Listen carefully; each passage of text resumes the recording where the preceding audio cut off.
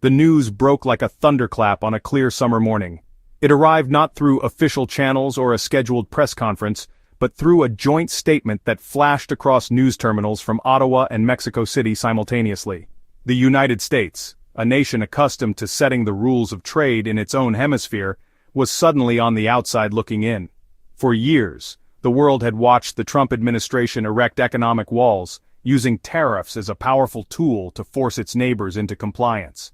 Washington believed it held all the cards. It assumed that Canada and Mexico, so deeply dependent on the United States market, would have no choice but to bend to its will. Tonight, that assumption has been shattered into a million pieces. The initial reaction in Washington was one of stunned silence, quickly followed by disbelief and then a rising tide of anger. How could this have happened? To understand the sheer magnitude of today's news, we must first go back to the policy that set all of this in motion: tariffs. A tariff is, in simple terms, a tax. The Trump administration wielded tariffs like a weapon. The core idea was America first. Steel and aluminum were some of the first targets. For example, American companies that use foreign steel to make cars or washing machines suddenly faced higher costs. These costs were often passed on to American consumers in the form of higher prices. Furthermore, other countries don't just accept tariffs without a fight. This new trade pact was not born overnight. It was the result of months of secret, high-level negotiations conducted far from the public eye. The seeds were planted in the soil of shared frustration. Canadian and Mexican officials had grown weary of the constant uncertainty. The key architects of this deal were Canadian Foreign Minister Melanie Joly and Mexican Secretary of Economy Raquel Buenrostro.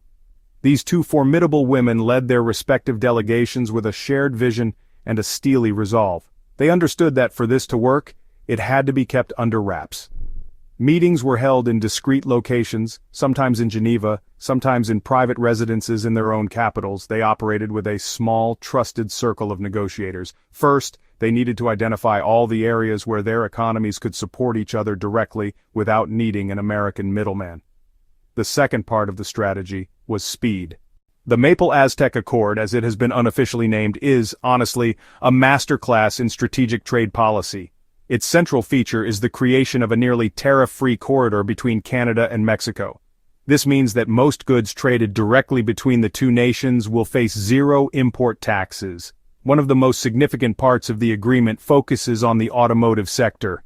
It allows parts made in Mexico to be shipped to Canada for assembly and vice versa, without being subject to the tariffs they would face if they pass through the U.S. This creates a protected supply chain for North American auto production outside of U.S. control.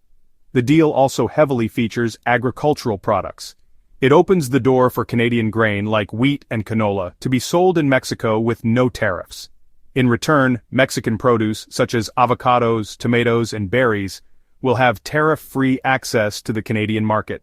The reaction from the United States has been a mixture of shock. Inside the White House and on Capitol Hill, officials are scrambling to understand the full implications of the deal. The initial public statements have been sharp. American businesses are now facing a new and unsettling reality. For example, a U.S. steel producer that once sold to auto plants in Ontario might now lose that contract to a Mexican competitor. The impact on American workers could be significant and varied. This event forces a painful moment of introspection for the United States. For decades, it has operated under the assumption of its own economic indispensability. The Maple Aztec Accord proves that assumption wrong. The political and economic fallout from this moment will likely dominate the national conversation for months to come. The Maple Aztec Accord is more than just a clever response to U.S. tariffs. It represents a tectonic shift in the geopolitical landscape of our continent. Its immediate significance lies in its creation of an economic shield for Canada and Mexico. Looking to the future, the big question is how the United States will respond. One path is escalation. Another possible path is reconsideration. This could lead to a renewed push for diplomacy and a return to a more collaborative approach to trade. Ultimately, the long-term legacy of the Maple Aztec Accord will be defined by the choices made in the coming months. It has exposed the limits of using economic coercion as a primary tool of foreign policy. But one thing is certain as of tonight: the old rules of North American trade are gone. A new chapter has begun, written not in Washington, but in Ottawa and Mexico City. The world is watching to see what happens on the next page.